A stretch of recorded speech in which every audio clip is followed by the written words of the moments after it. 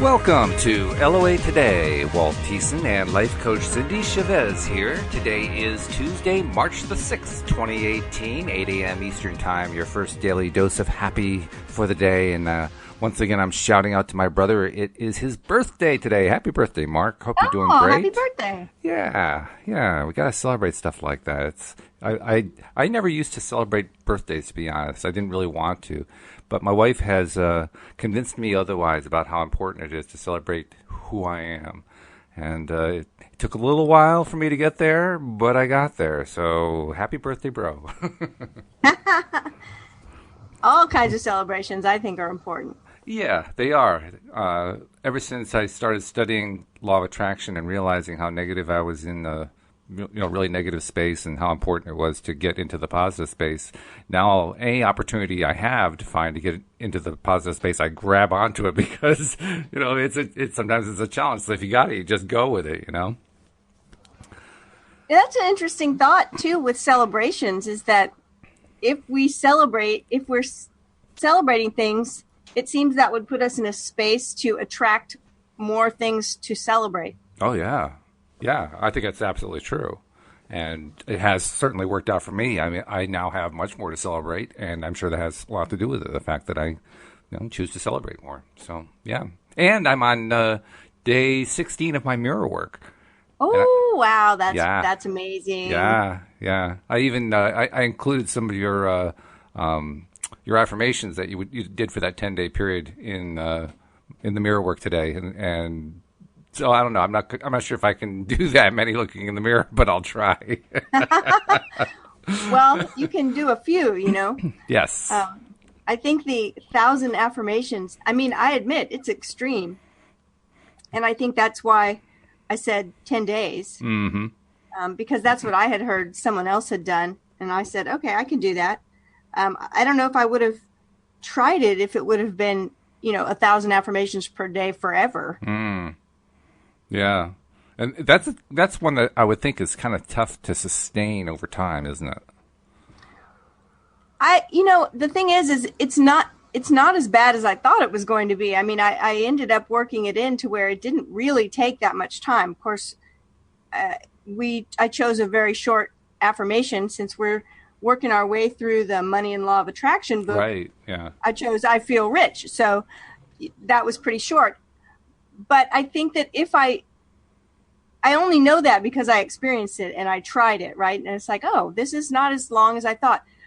I probably wouldn't have even tried it if it was going to be a forever thing, like something that only worked if you could do it, sustain it. I probably would have went, that's too much. And I would have missed out because it's not really that much. Mm-hmm. So and you got results too. That was the thing that amazed me. You actually got some results in that short period of time. That was pretty good. I'm looking down at the book, and the place where we left off the last time we were together last week, the very last paragraph ends with the process. It's talking about pivoting. The process will be gradual, but your continued application of the process will yield wonderful results in only a few days. And those were the last words we read when we closed out the podcast last time. In only a few days. And I think we both went, oh, only a few days? Yeah, what? That's right. And so it's been less than a week since we've done the podcast together. And in those few days, it was amazing. And I think it was a combination of pivoting, because I have been, anytime I feel something or experience something or think about something that I don't want, I have been consistently pivoting over to, wait, what is it I do want? Oh, good for you. And talking about what I do want. And then I was at that time still doing the 1,000 affirmations. I feel rich every day. Mm-hmm. And the results, the things that were happening were just wild. And they were everything from all weekend, everywhere we went, we consistently got the very front parking spot. I love it. When you're going to a crowded restaurant and there is that one spot that everybody wants, and when you pull up, every spot is taken but that one. Yeah, right. You know, you can't help but say, oh, wow. And then when it keeps happening, and then, you know, the last thing that happened, a friend of mine that's actually been out of town, and she's, you know, you can't help but say, oh, wow. And then when it keeps happening, and then, you know, the last thing that happened, a friend of mine that's actually been out of town, and she's, you know, you can't help but say, oh, wow. And then when it keeps happening, and then, you know, the last thing that happened, a friend of mine that's actually been getting ready to move, and she had sent me a message. I haven't talked to her in a while. She was away on a honeymoon. She said, I'm going to drop by. I know you're busy. I'm busy. I'm just going to drop something at your back door. And it was an entire bag of Lululemon clothes that were like new. And then, we got the $50 gift card in the mail for one of our favorite restaurants. It's just that things just kept happening. Now, I don't know if they're always happening, and I was just really hyper aware of noticing them because of these affirmations. But I have to say, there have been plenty of times when things didn't line up like that consistently over the space of, 3 or 4 whole days. So that's been a lot of fun. And I keep thinking about that last line, in only a few days. Only a few days, right.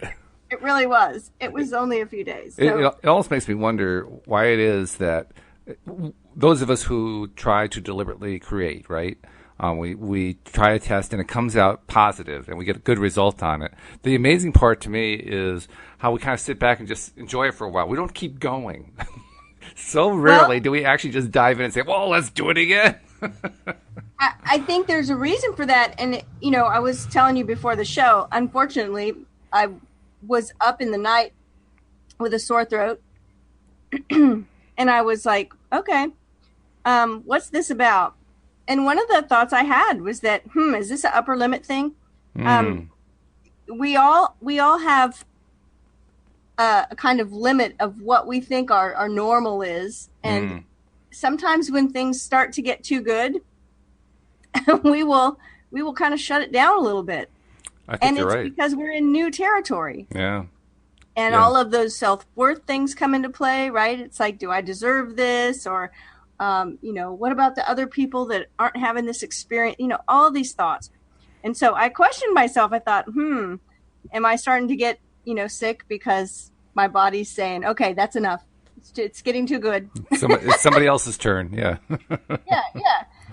And that's it's just scarcity mentality, right? Saying that, okay, there's not enough, because there's enough for everyone of everything. Well, yeah. And excuse me. And Louise and I actually have found a way to embrace that just in the last day or two. Over the last week, we've been interviewing candidates for a full-time sales position for her gardening services company. We had one person we had hired part-time last year, but before that, Louise had done all the sales herself. And we've been trying to get all the hats taken off of her head so she doesn't stress out every year and put it under the heads of other people and basically, delegate. And so we put out ads over the course of the last 2 weeks, got some really good candidates. And when all the interviewing was done, we had 3 really solid candidates. We had others we had talked to as well, but we had 3 really, really solid ones that we were picking from. And as we're talking about them yesterday, we decided which one we wanted to offer the job to, and we did, and she accepted. But with the other 2, we said, we want them too. We didn't fall for it. Well, we just only had the one position. And we had, now to be honest, we had been planning, get one person in, build up the cash flow so that we have money to pay a second person, then bring a second person in. What we had not thought about was having 3 people, because when I looked at the cash flow projections, I couldn't see a way to make that happen in any kind of reasonable time frame. But now we're saying, well, let's make it happen anyway. Why not? Yeah, right. Because you get 3 salespeople out there selling 3 times as much, you're going to have a nice year. You're going to have a good year. So, we're now daring to say we're going to bring the other 2 on, hopefully sometime in May, and the season starts like around April 1st. So we're stretching our comfort zone. We're saying, let's go for it. Yeah, excellent. And I think that's what has to happen, is you have to give yourself permission to stretch into the places that aren't comfortable. Yes, I agree. That's what I did this morning. And I really did. At 3 a.m, when I was laying in bed with my throat on fire, I made the decision. I was like, nope, I'm not going to go down that road of thought process of like, oh, I really need to not do the podcast today. I should be in bed. I'm not feeling well. My throat is hurt. I could tell that story and go down. And I realized that sometimes it is, any situation we're in is to a degree that we really need to make that choice. Oh, and sure. Choose, right? And say, okay, no, I need to take care of myself. But I had this sense of, no, I'm really fine. I need to tell that story today, just for today, right? The story is, no, I'm good. I'm not going to let this get in the way. I really want, because there is that, what do you want and what do you not want? I really want to do the podcast. Mm-hmm. Okay. Well, we're going to help you get both, actually. Right? We're going to help you get both. You're going to go both. You're going to both be able to do the podcast, and you're going to be able to take it easy, because normally you do the reading. So today I'm going to do the reading. Oh, that's awesome. Well, thank you. Yeah, because I didn't even talk about that. Yeah, there's no reason why you should have to suffer for doing a podcast that you love. Let's make it fun. Let's keep it light and simple, because my throat feels fine today, so I'll do the reading. No problem. Okay, excellent. So we are now up to the subsection entitled, Am I in Harmony with My Desire? We're, of course, in part 1 of Money and the Law of Attraction. And I can't tell people what page it's on because I'm on an electronic device. I'm in the hard copy, the paperback version. It's on the bottom of page 23. 23. Where we are. Okay, so follow along in your hymnals.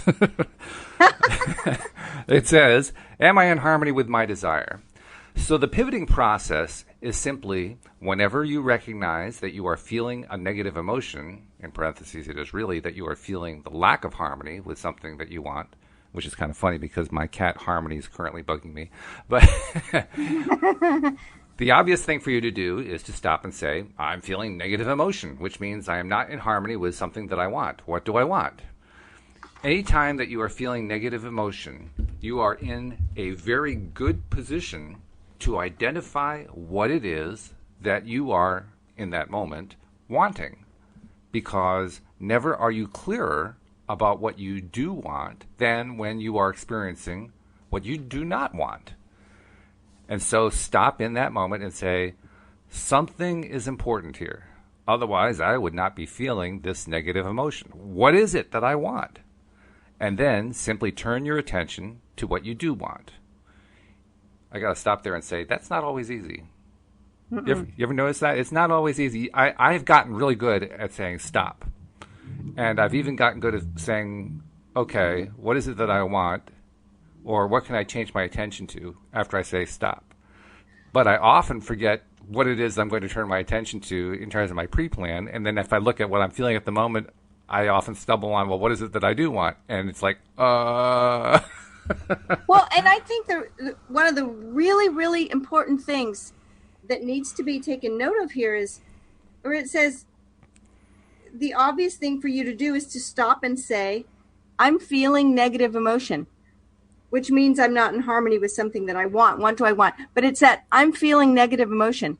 I find that in a lot, especially in LOA circles, a lot of times people don't want to admit that they're feeling negative emotion. Oh, yeah. It's like it's a social faux pas if you do. Yeah. Well, it's almost a stigma, right? It's right. Like, oh, what are you doing wrong that you're feeling that bad thing? It's like, I even thought, do I even talk about the fact that I feel like I'm coming down with a cold and have a sore throat, right? Mm-hmm. It's like, yeah, I'm going to talk about it. It is what it is. Mm-hmm. And I'm not going to let that be a judgment of me and my ability to manifest things, right? It's just, I'm in a human body and we are vulnerable to sore throat sometimes.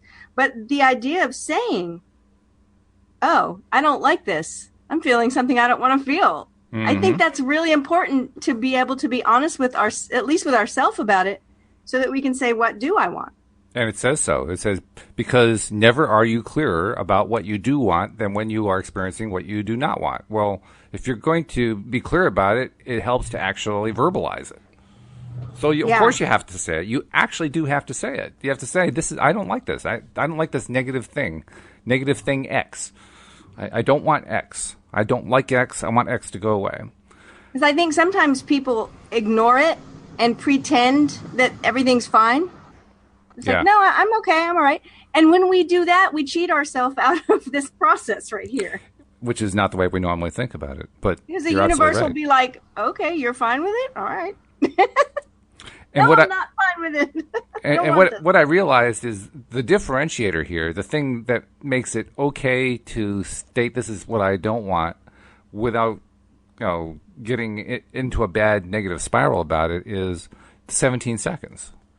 It takes 17 seconds for a thought to generate a new thought, positive or negative.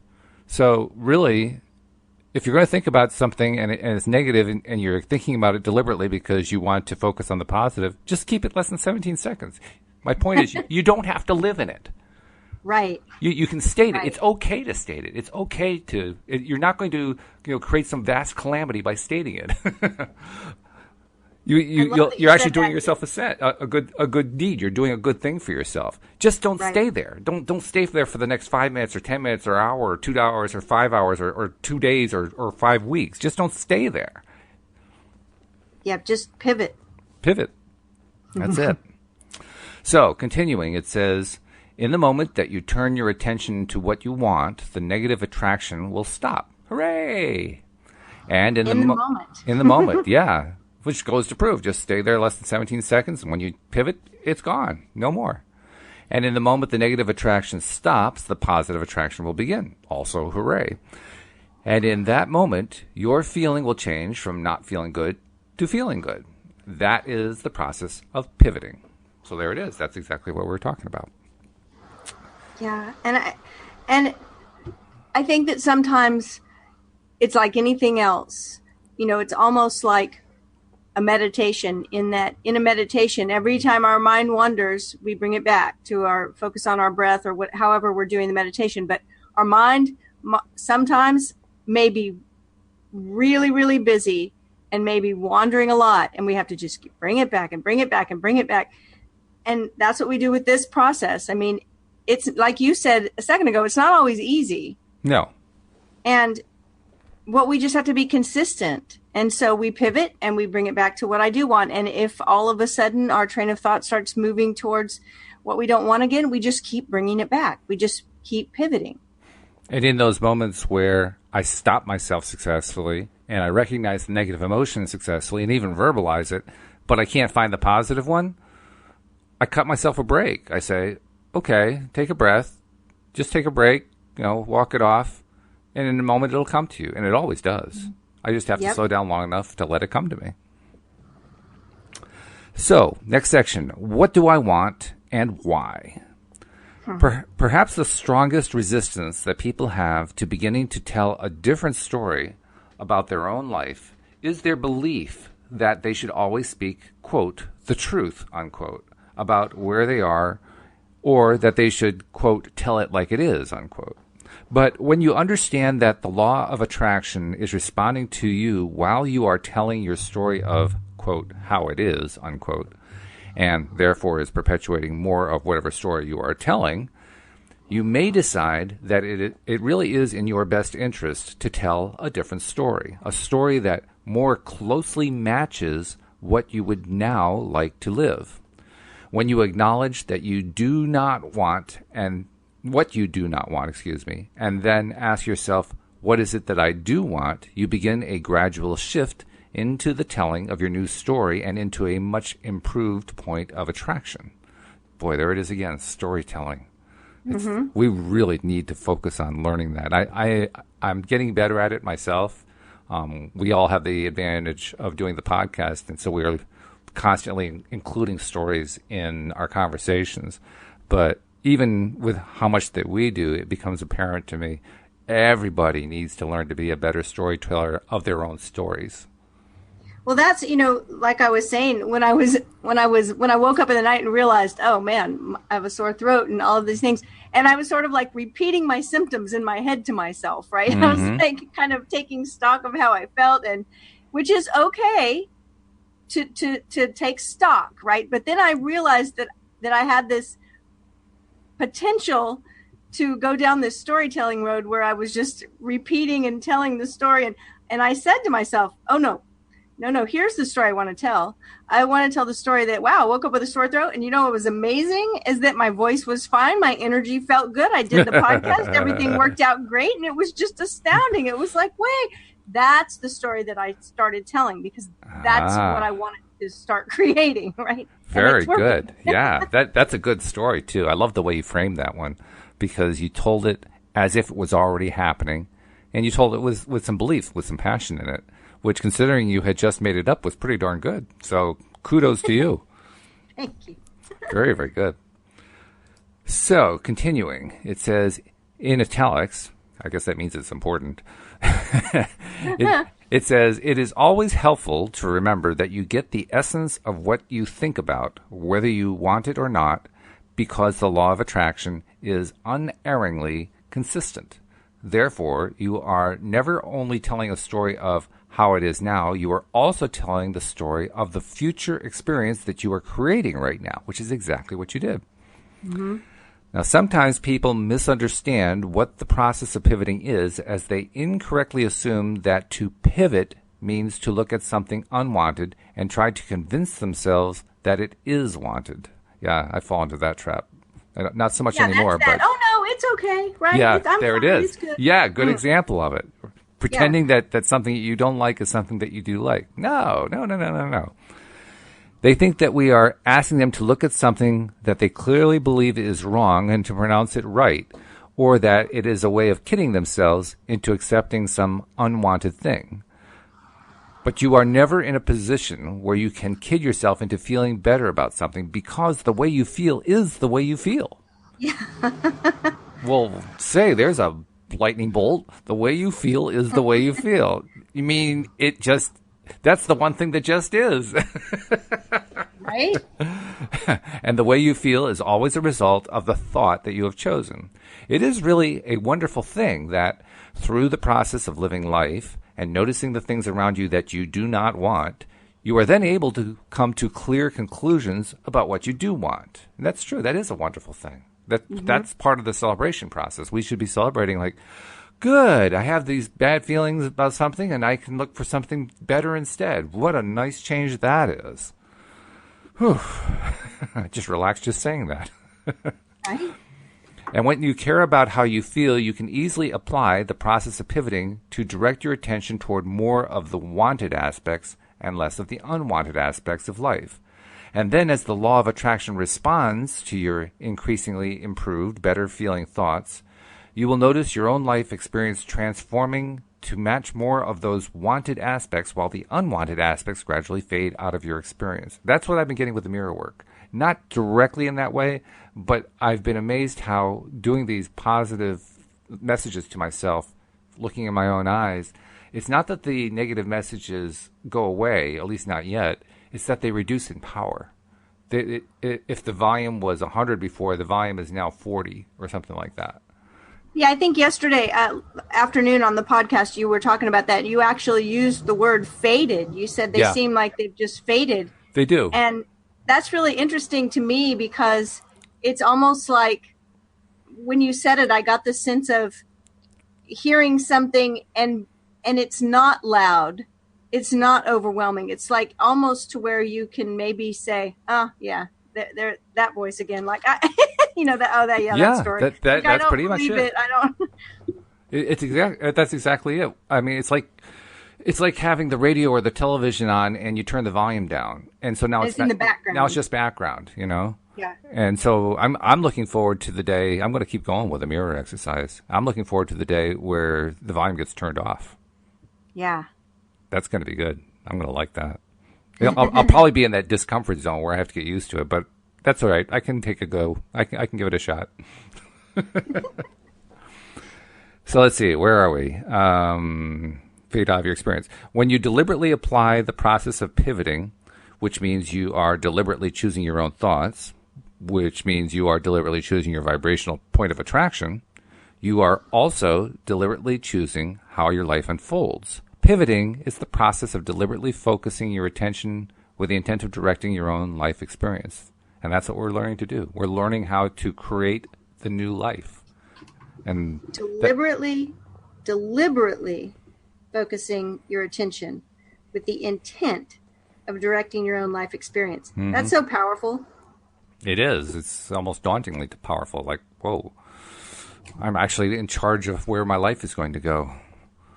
Because I think the whole idea of deliberately, choosing and focusing our attention is something we don't do so often. It's true. Yeah. We don't get deliberate about it. And that's the point of power. This is really great. But I can also say that as we've talked about our individual stories, and how we have deliberately directed our life experiences. For me, it's kind of like being the magician holding the magic wand. And as I'm focusing on what I want, I'm basically pointing my wand at it and uttering my incantation, abracadabra, or whatever it is. And it starts to happen. It's like, whoa, this thing works. Yes. Careful where you point that That's thing. right. Careful where you point that thing. I love it. That's exactly what it is. And I think that's where the caution comes from when we have success. It's like, whoa, I think I'll just sit back. I don't dare really push it. Well, it's that part of our brain that is at the brainstem that's the most primal part of our brain. It's often referred to as the lizard brain. And I always say, it's about the size of smaller than a walnut, I think. And it's really the only brain that a squirrel has, right? They're only concerned with three things: is staying safe from the dog that's chasing them, and getting food to eat, finding a nut, and procreating. And that's what's caused us to stay alive all these centuries, right? Right. And so that part of our brain actually hates change, because change is the unknown. It likes the familiar, even if it's, it's that idea of the devil, it's like, even if it's a not comfortable place, that part of our brain anyway, and it's the part that often calls the shots. It doesn't like when things start getting really different, because it's like, it doesn't know if it can survive something different. It knows it can survive this, crappy place we're living in. It might be crappy, but hey, I know I can survive it. I've done it before. I've been here yesterday. I'm still alive today. Right. And so we don't want change. So sometimes when things start getting really good, subconsciously we start working to kind of pull it back. That's an interesting way to describe it, because it seriously points to the fact that any new thing, even a really good thing, initially gets perceived as a threat, which is not the way we normally think about it. But yeah, that's certainly the way we react very often. We treat good things like they're threats. What a strange thing. We're weird people, you know that? Humans are complicated. We are. It's just amazing. So the next section is entitled, I Can Feel Better Right Now. And it says, people often complain that it would be much easier for them to focus on something positive if it were already happening in their life experience. I'm not so sure if that's true after our last piece of conversation there, because here we have something we know is positive. We still shy away from it. So. Well, but look what that sentence says, because it says, if it were already happening in their life experience. So it's like the things that are positive that are already happening for us. We're familiar with those things. Oh, meaning that they've been happening for a while. Okay. Yeah. I was treating it like a new positive thing. But, okay, yeah, I see what you're saying. So continuing, it says, they accurately acknowledge that it is much easier to feel good about something when something good is already happening. And we certainly do not disagree that it is easier to feel good while noticing things you believe are good. But if you believe that you only have the ability to focus upon what is happening, and if what is happening is not pleasing, then you could wait an entire lifetime, because your attention to unwanted things is preventing wanted things from coming to you. Not only that, it's encouraging unwanted things to continue to come to you. Right. That's even more powerful to me. It's not so much that the wanted things aren't there, it's that the unwanted things are still there. Yeah, it's that there's more coming. Right? There's more coming, yes. Continual stream of unwanted things. No, I'm not signing up for that. No, thank you. So, okay, I guess I'll have to go into that discomfort zone and accept those wanted things. Oh, well. You do not have to wait for a good thing to happen in order to feel good, for you have the ability to direct your thoughts toward improved things no matter what is currently present in your experience. And when you care about how you feel, and you are willing to pivot and turn your attention toward better feeling thoughts, you will quickly begin the positive, deliberate transformation of your life. And then in italics it says, things that are coming into your experience are coming in response to your vibration. Your vibration is offered because of the thoughts you are thinking, and you can tell by the way you feel what kinds of thoughts you are thinking. Find good feeling thoughts, and good feeling manifestations must follow. So here we are back to the vibration and thought thing. And I'm going to go back to square one in a sense on that, because I remember what my first reaction was when I heard the word vibration and that first reaction still sticks with me a little bit, although I've gotten much more comfortable than I was previously with the word. But I thought of vibration, and the first time I heard it, my reaction was, oh, great, one of those new age concepts. Still valid. Yeah, it's still there. Oh, boy. Every time you look in the mirror, you keep seeing yourself. Why is that? So, okay. I lost my spot. Where am I? Finally, yes, okay. So many people say it would be so much easier for me to be happy if I were in a different place. If my relationship were better, if my mate were easier to live with, if my physical body didn't hurt, or if my body looked different, if my work was more fulfilling, if I only had more money, if the conditions of my life were better, I would feel better, and then it would be easier for me to be thinking more positive thoughts. That's exhausting just even saying that. Well, that's that I'll be happy when, right? Oh, yeah. That people say all the time, oh, I'll be happy when I lose 5 more pounds, or oh, I'll be happy when this happens, or I'll be happy if I get a raise, then I'll be happy, or if I finally get that promotion. It's just like this list. It's like we are actually training ourselves by saying things like that, by telling that story. We are actually training our subconscious mind that pretty much runs the show to not be happy until those things happen. Yeah, pretty much. And that's why, for instance, you did your 10 days of 1,000 affirmations, and why I'm doing my mirror work, because I'm sick of that story. And I know you are too. Yeah.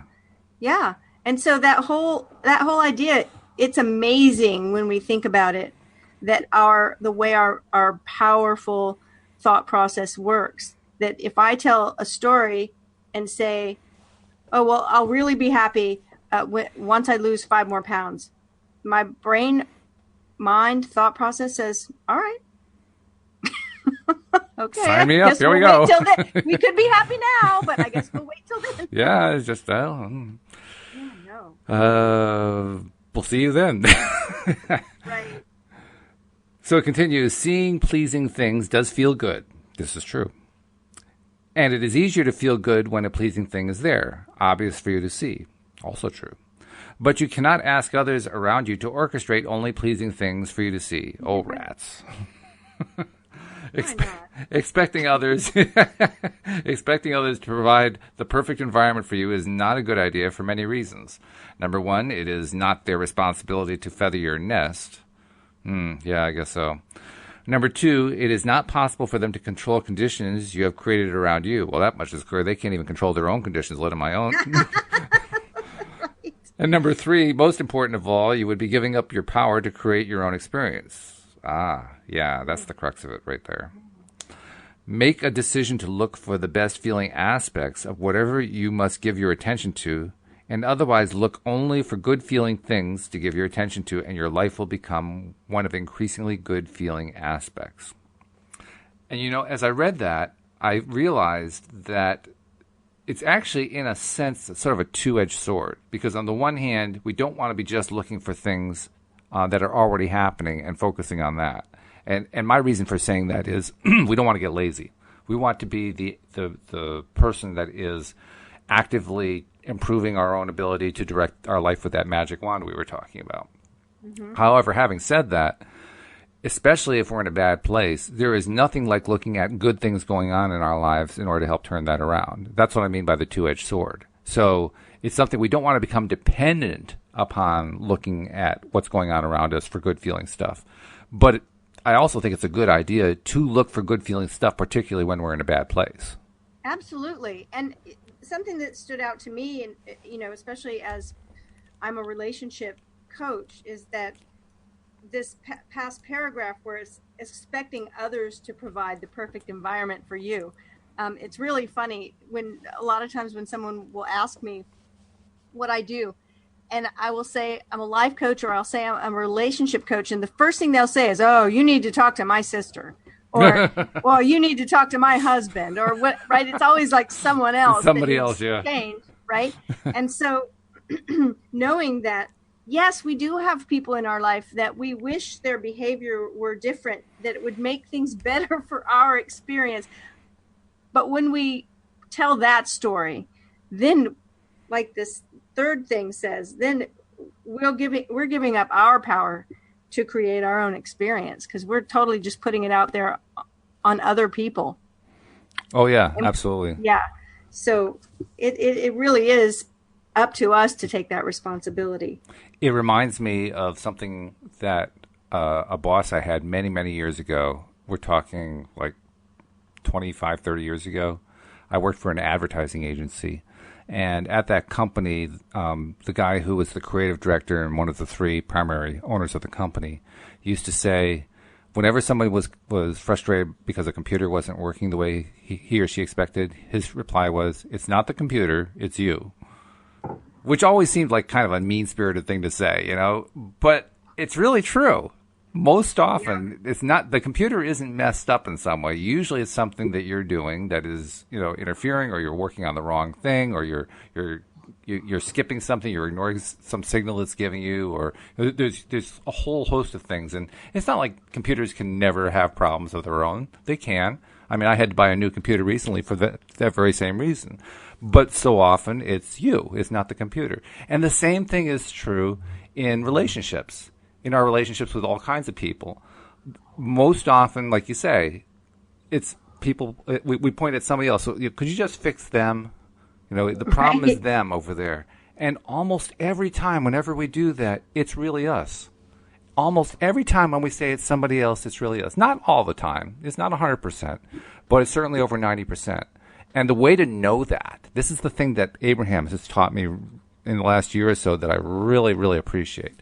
The way to know it is whether or not the relationship you have with the other person is feeling good to you. If it's not feeling good, that means you are out of alignment with your own inner being, which is not the way we normally think about it, but it's true. Now, does that mean you have to stick with that person? No. The key is to understand the problem is that you are out of alignment with yourself. And if being in alignment with yourself means that you don't hang out with that person anymore, then fine. The point is, get yourself back into alignment. Don't blame it on them. Right. And that is so important. That is so important. Not just, everything is a relationship. Yeah. Like we're in this book, Money and the Law of Attraction. We all have a relationship to money. Mm-hmm. And we have a relationship to ourself and to our body and to other people and to our career and, to the natural world. And alignment is the key to all of that working out. Yes. And it's a hard lesson. It's hard to realize that every single time I'm feeling bad, it's because I'm out of alignment with me, not because of some external event. We sure find it easier to look around and find some other thing to blame it on, right? Oh, blame is so much easier. If you just blame everybody, then it's not you, right? It can't be funny, me. You're talking about computers, and it's you. And it reminded me, 30 years ago, I was in a business where I worked with machines a lot, hydraulic machines, lathes, different kind of machines. Right. And the people that I would be managing often there's something wrong with this machine. Mm-hmm. And I would often say it's probably the operator. And I didn't like to hear that either, but 9 times out of 10, it was the operator. Yeah, sure. Did machines have problems? Yes. But, most of the time it's something they did wrong with the machine or that caused the problem. So it's the operator. It's us. We're the operators. Now, of course, there is a flip side to this, and the flip side just makes it a challenging path to walk, because the flip side is, instead of blaming somebody else or blaming the machine, we could blame ourselves, which is equally bad. We don't want to blame ourselves. Blaming doesn't help anything. Blame is blame is connected to victim energy. Yes. So even when we're blaming ourselves. Especially then. Right? And so instead of blame, what we want to do is move the energy level up to out of victim energy and out of conflict energy and into the area of responsible energy. And so that's when we just decide, okay, yes, I don't like what I'm feeling. Yes, I don't like what I'm experiencing. Is it someone else's fault? No. Is it my fault? No. But I'm the one that can step up and take responsibility to change it. Which raises a very interesting question. And that question is, when is it appropriate to blame? Because it doesn't seem to be appropriate when you're pointing at somebody else because it's usually your own alignment issue. And it doesn't seem appropriate to blame yourself because that's always counterproductive. It doesn't seem like there's any good time to blame. Well, there are different levels of energy, and one of the lowest levels of energy always sees that for someone to win, someone else has to lose. And that's where the blame game comes in. But the truth is, there's actually such a thing as a win-win. And someone doesn't have to lose for someone else to win. It's a different perspective. And so I agree with you. And I've noticed before, when you turn on the television, whether you're watching news or even sports, right? It's like something went bad for a team in a football game, and the commentators are talking about the game afterwards, and it's like, who's to blame? Like, they want to find who's to blame for this. And if you'll notice in conversation, when you listen to people talking, even if you're just somewhere where you're overhearing a conversation, that is the predominant level of energy in the world. And so you will hear often, well, it was so-and-so's fault, or whose fault is that? And it's not that no one's ever at fault. It's just that when we put our perspective there, we're going to be experiencing a very low level of energy, and it's not the level of energy that creates at will. Yeah, you mentioned sports. One of the things that it's fascinating to me about sports commentary and sports and athletes themselves, on the sports commentators on one hand and reporters on the one hand, and athletes and coaches and managers on the other hand, is that the sports commentators and the sports writers are constantly looking for what's wrong. Even in the most wonderful scenario, they're still looking for something that's wrong. Whereas the athletes and the coaches and the managers are always looking for what's right. Good point. And that frustrates the hell out of the sports writers and the reporters, because they're trying to get the athletes and the coaches to talk about what's wrong, and the athletes and coaches insist on talking about what's right. That's interesting. I'm going to really pay attention. I'm going to pay attention for that. The other thing, and I've mentioned this one before, the other thing that's interesting is watching and reading what it is that the fans are saying on social media or in the stands or whatever. You can always tell how a team is likely to perform based on how the fans react before the game. Yeah, that's so fascinating. It really is. It is phenomenally. Oh, yeah. It is a phenomenally successful way to predict whether or not one team is going to win a game over another team, just based on how the fans feel. Now, in most situations, I would say the majority of fans are positive. So it's not like I'm saying there are some teams where the majority of fans are negative. That's not what I'm saying. But if you look at that subsection and ask how many fans are whining and complaining before a game for Team A and Team B, and you find that with Team A, a much larger percentage are whining and complaining than with Team B, I guarantee you 9 times out of 10, Team B is going to win that game. Amazing. Yeah, it is amazing. And it's consistent. That's the thing that really gets me, how consistent it is. I know that the athletes on the field aren't doing the same thing. Well, they're at least they're not trying to. They're trying to stay as positive as they can. But nevertheless, look what the influence of their fan base has on their performance. That's the thing I think is amazing. It's like, okay, you guys are talking trash about your own team and see what happens. It's very important to to hold the line there and recognize that the energy and vibration of words and thoughts is making a shift somewhere. It is, every single time. Just amazing. Let's see, we've got 15 minutes. Oh, we got time. We're moving right along today. We've covered a lot of sections. We have. So let's see what the next one is. Attention to unwanted attracts more unwanted. Yeah, there's a pleasing thought. For every pleasing thing, there is an unpleasing counterpart. For within every particle of the universe is that which is wanted as well as the lack of that which is wanted. That's the first time I ever heard them express it that way. Every particle of the universe. They always talk about like the two-ended stick, right? But now they're saying it's in every particle. So literally, they're saying in every atom, in every molecule, there is both wanted and unwanted. Wow. I that's going to take me a while to get used to that. Yeah, it's actually a very ancient Hermetic principle of polarity, that everything contains its opposite. And so it's like you said, the stick. Yeah.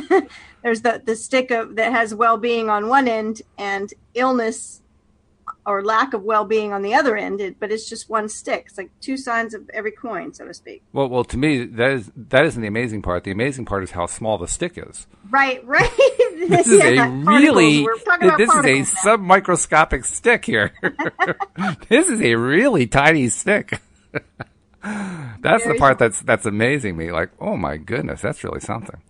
When you focus upon an unwanted aspect of something in an effort to push it away from you, instead it only comes closer, because you get what you give your attention to, whether it is something that you want or not. And we've all experienced that. Mm-hmm. I mean, we don't necessarily make the connection, but so often we talk about, oh, Aunt Marge, I just can't stand Aunt Marge, and sure enough, Aunt Marge calls within the next day, It's just, it's that kind of thing that just happens. And the more that you focus on the negative, the more you get the negative. You know what the amazing part to me is? The amazing part is we can get into a state where we're constantly focusing only on negative, and we get only negative results, and we don't know why. One of my sons, when he was younger, he had an experience where we went out to dinner a couple of times, and there would be like a crying baby next to him at the restaurant. And he was just like, oh, these people, like, why don't they take their screaming babies out of the restaurant? Like, oh, and he was really complaining about it a lot. And then it just kept happening. Mm-hmm. And then, he was a teenager. So then at that time he'd go out with friends, or he'd go out with us. And it got to be like a thing. Mm-hmm. Because we started joking with him, well, we don't want to bring you with us because they'll that's just right. Then we get the crowd of babies. Crying babies around us, right? It's like, and it really was like every single place. And so it's like that. Here's the idea. What you resist persists. Mm-hmm. And yeah. See, he would have done well to at least, if he was going to focus on that, he would have done well to do what my uncle, who died this past year, did when he and my mom were kids. He and my mom and my other uncle were at a movie, and they were young kids. And at the movie, there was a baby with the baby's mom in the audience, and the baby started to cry in the middle of the movie, and cried for a few minutes. And at one point, my Uncle Ronald, who was probably about 10 years old at the time, shouted out, "Stop beating that baby!" So he treated it with humor, and that kind of broke the ice. But he could have said, oh, why don't they just take that baby outside and turn it into a negative thing? And then it probably would have been the same thing, just a baby crying every single place that he went. Right? So funny. So at least he turned it into humor. That's the main thing.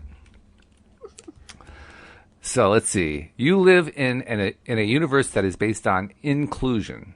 In other words, there is no such thing as exclusion in this inclusion-based universe. That's a concept, too, that takes a while to get used to. And I have gotten used to it, but the first time I heard it, an inclusion-based universe, what does that mean?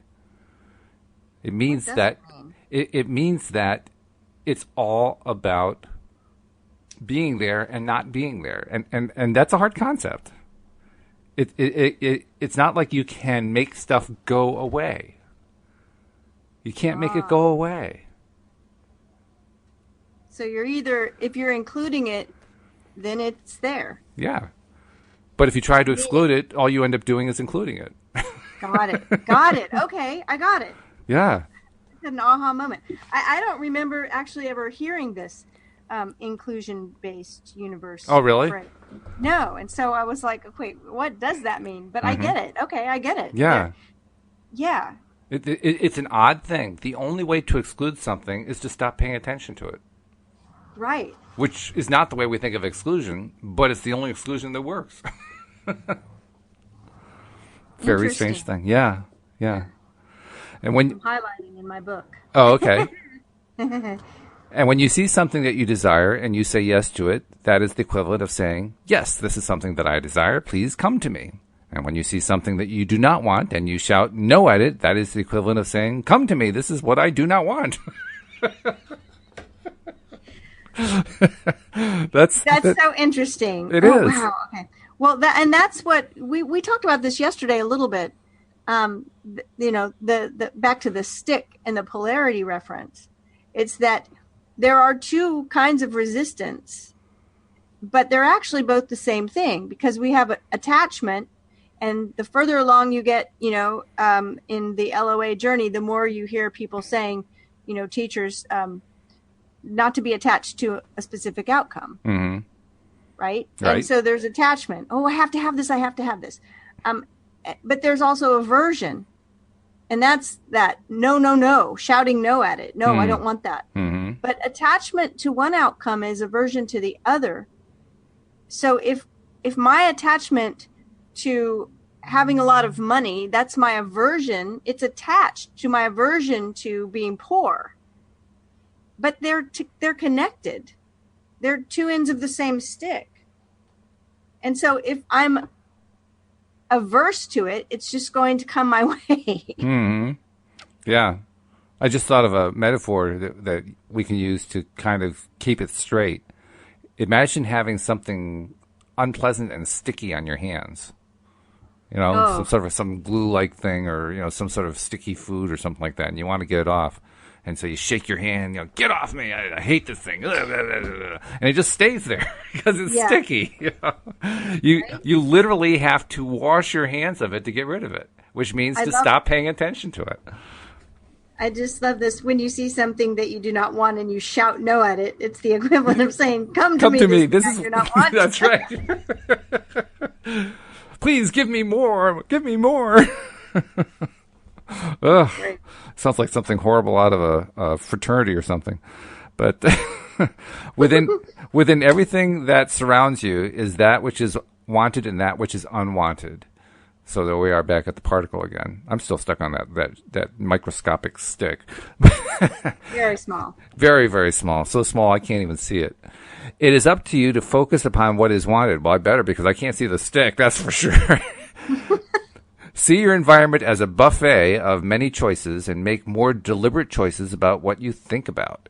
If you will try to make choices that feel good to you as you make an effort to tell a different story about your life and the people and experiences that are in it, you will see your life begin to transform to match the new essence of the details of the new improved story that you are now telling. Of course, the flip side of that is don't tell the story about the part of the buffet you don't like. Mm-hmm. Stop telling that story. Stop telling the story about how the chicken is underdone. Forget that. Just let it go. Don't even go there. What's that you're going to say? Oh, the chicken's underdone? So you want more underdone chicken, do you? You're going to keep talking about it, are you? Right? It's so hard to let go sometimes. It is. It is. Well, that's where that sticky substance comes in. Sometimes you just have to wash your hands of it. Let's see. We got 7 minutes left. I think we have time for one more section. We're flying here. This section is, am I focused upon the wanted or the unwanted? Sometimes you believe that you are focused upon what you want when actually the opposite is true. Ooh. Just because your words sound positive or your lips are smiling while you say them does not mean that you are vibrating on the positive end of the stick. So that's kind of like what you were talking about before about, oh, I feel fine. Oh, my throat doesn't hurt. Right. My kids used to actually have a name for this, and I was the one they were referring to, because I was the best at just pasting a smile over and just smiling and, really acting out like everything was fine. But they could see right through it. And it was being in a restaurant and having your order messed up and smiling while you're saying, oh, this is not what I ordered. Could you please change it, with this smile? They called it restaurant smile. They were like, oh, Mom's making restaurant smile. They would look up, Mom, what's wrong with your meal? We see you're making restaurant smile. And I'm not saying that I should be mean to the server or be grouchy or ugly, but it's that idea of that we're acting like things are better than they are, instead of pivoting. It's a different thing. It's not pasting the fake smile on. And I love that. Just because your words sound positive or your lips are smiling while you say them does not mean you're vibrating on the positive end of the stick. And I definitely wasn't. And my kids could tell. They could tell I wasn't vibrating on the positive end of the stick. I just had a smile on my face. Yeah, sure. It reminds me of something that I hear a lot of teachers, LOA teachers, say. And I always feel really lukewarm about it. And that is fake it till you make it. Mm-hmm. Because in a sense, that's what you're trying to do with a smile, pasting the smile on your face. You're trying to fake it till you make it. But instead, it's a slight difference, but it's what I did a little while ago. And maybe it can fall into the fake it till we make it. But, I wasn't saying my throat feels fine when it actually hurts. What I was saying is that the experience that I want to have isn't that I missed the podcast because I was in bed, because my throat hurt, because I couldn't speak. The experience I want to have is, wow, I went ahead and got up. I felt good. I stretched. I did the podcast and it was amazing. My voice was fine the whole time. It was great. I didn't even notice that I had a sore throat. Mm-hmm. Walt did the reading. I was good. It was great. It was wonderful. Mm-hmm. That is not faking it till I make it. It's just telling the story of what I want to experience. But I had to get honest about what I was experiencing first. Right. That's true. It's subtle. It's a subtle difference. And there's another difference that I think is in there as well. And that is, do you really want to feel better about it? About whatever this thing is? Do you really want to feel better about this negative thing? And that's where I think it becomes more clear. I don't really want to feel better about the negative thing. I just want to feel better. That's where the subtle distinction is. Thing, I mean, the interesting thing, like, okay, so let's say I'm a vegetarian and they accidentally brought me a burger. Right? And I don't want to feel good about it. I don't want to eat this. So do I just smile and choke it down and say, no, I'm good. It's fine, Or do I say, this is not what I want? What I do want is, whatever the other choices. And similarly, in my view, the proper use of fake it till you make it is not to try to make yourself like something that you don't like. Exactly. But rather, it's to go after something that you do like, but you're just having trouble getting yourself to believe in it. That's where fake it till you make it works. Fake it till you make it isn't pretend you're liking this awful thing. It's pretend that the good circumstance is already on its way or already here. Yes. There's where the difference is. I think we nailed it right there. I think we did. We should finish up the rest of this section because it's only one paragraph. So we've done the first sentence, and I think the other one is like 2 more sentences. So we can do this part. It says, it is only by being aware of the way you are feeling while offering your words that you can be sure that you are, in fact, offering a vibration about what you do want rather than what you do not want. Well, there it is. The feeling. How do you feel about it? If you feel good about it and you're just not quite convincing yourself, I want to be there, but that's where you want to be, that feels good, then fake it. That's a good time to fake it. If you don't feel good about it, don't fake it. That's not a good thing to do. Don't beat yourself up. Exactly. And sometimes it's going to be just to go back to bed because you're sick. That's right. That's and today it wasn't. Like when I started telling the story of what I wanted to experience, I can feel my energy lift. I actually have no throat pain right now. Hooray! Fantastic. Yeah. That's great. That's really good. Yeah. That's a nice high note to end on right there. I mean, we got like a minute and 15 seconds left, and you don't have a sore throat. This is a victorious show just for that. I'm excited. I'm like ready to take on the day now. Well, since you're ready to take on the day, let's take a moment and tell people if they want some personal coaching, how do they reach out to you? Oh, well, they can find me on the web, cindiechavez.com. It's CINDIECHAVEZ.com. And I'd love you to reach out. Reach out. Especially since you don't have a sore throat. That's right. Cindie, it's been great. Let's do it again tomorrow. Let's do it tomorrow. I want to do it tomorrow. We hope you join us as well tomorrow here on LOA Today. Goodbye, everybody. Bye, everyone.